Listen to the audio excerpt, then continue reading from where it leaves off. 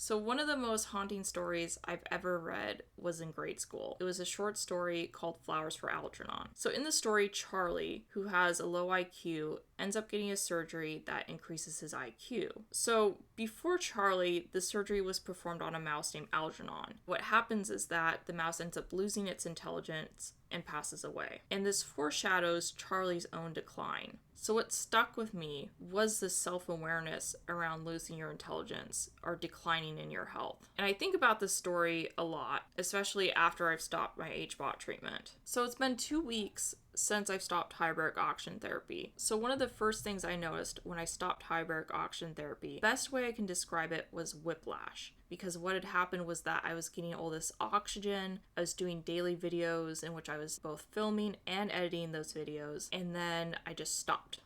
And my body it was just this sort of disorienting effect that I had for probably about a week after I stopped treatment. So I feel that my anxiety has increased a little bit since stopping the treatment, and it's definitely harder for me to do things. It's like I almost feel more lethargic, and it's interesting because it's actually something I hadn't really felt before, even before the treatment. I get random sharp pains throughout my body. It was very sporadic. So other than these like brief sharp pains, the other thing I'm noticing is that it almost feels prickly under my skin. It feels almost like little needles. I'm not sure if that has to do with my whole blood histamine. So my insomnia came back. You can probably see I have dark rings under my eyes. And even though like some of my symptoms have returned, and I do have that concern of this being a long-term issue, I have noticed some improvements. So some of the good things I've noticed since I've stopped hyperbaric oxygen therapy treatment, there has been kind of an uptick of anxiety. When I am anxious, I am able to mitigate that better than I had in the past. So that's a huge improvement. It used to be that no matter what I did, my anxiety wasn't going to get better. So being able to manage that is a huge improvement. So even though it feels like something's not firing off in my brain like it was when I was doing the hyperbaric oxygen therapy treatment, what I am noticing is that I'm still able to articulate things better, and I'm able to communicate more clearly when I'm talking with somebody or I'm talking to the camera like I'm doing now. Like I was kind of talking about at the beginning of the video, yes, I have a concern that I'm going to continue to decline.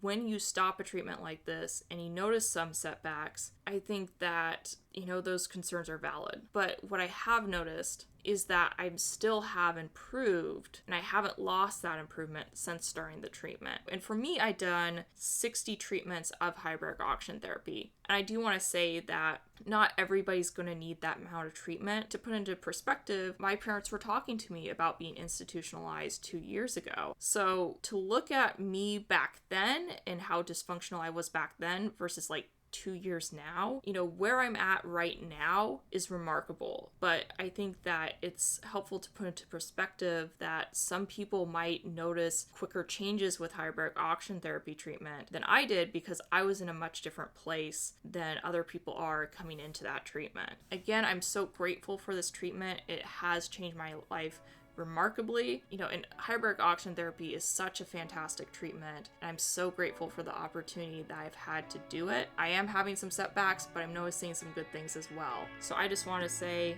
thank you for watching, and I will see you in the next video. All right, bye.